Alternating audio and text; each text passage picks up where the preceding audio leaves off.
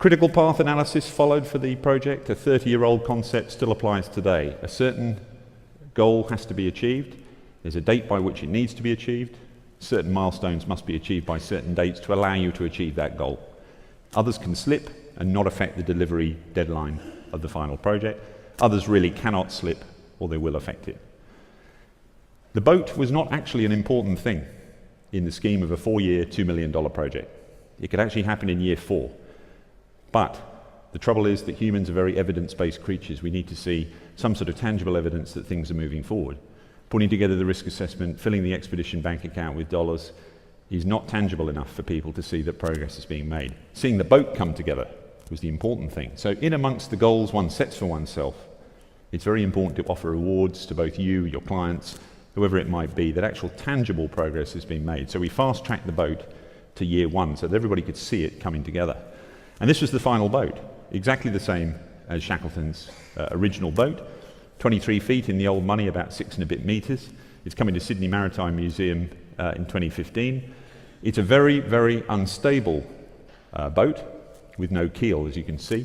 Only thing that keeps it upright is you, your 1,000 kilos of ballast, and keeping everything as low as possible to try and withstand the 10, 12, 15 meter high waves you get out on the Southern Ocean. Our risk assessment ran to 171 line items of things we felt could go wrong. Fire, illness, man overboard, etc., etc. Biggest risk was capsize. Capsize in a boat like that, the only way we could think to rewrite the vessel was to deliberately flood it by opening the 2 air vents on the deck, which is now facing down, flooding the boat with about 400 litres of water. Bear in mind you're in complete darkness in the Southern Ocean in a state of panic. Someone is in the water, the guy on the helm. He has no means of securing himself. He didn't use lines or life jackets or anything else. We're wearing old cotton clothing with woolens and leather boots. You have about 10 minutes to rewrite the boat with a view to trying to effect some sort of rescue for the guy who's in the water.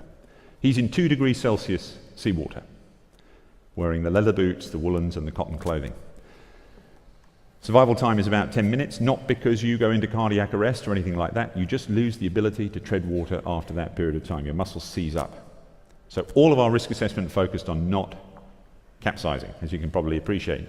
And we took it incredibly seriously. We learned from everybody else's mistakes and all the failures that we'd learned from over the years of collectively undertaking these kind of expeditions.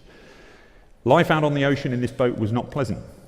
It's a tough old ride, especially when you've got 1,000 kilos of rocks and camera batteries in the bottom of the boat. The boat sits very low. It prevents it capsizing, theoretically, but it means the freeboard is about 25 centimeters. So waves are coming in. For anyone who's been to the Southern Ocean, really the Southern Ocean in the latitudes around Antarctica, you'll realize just how rough it is. Waves coming in all the time. The guy on the helm, one at a time, we'd take our turn, would often be standing in knee-deep water, 2 degrees Celsius, just wearing leather boots, feet frozen. After 10 minutes you can't feel them. The only way you can get warm is to go and spoon with the other guys down below, which I maintain should have been in the risk assessment. And we all learn. It's a big oversight.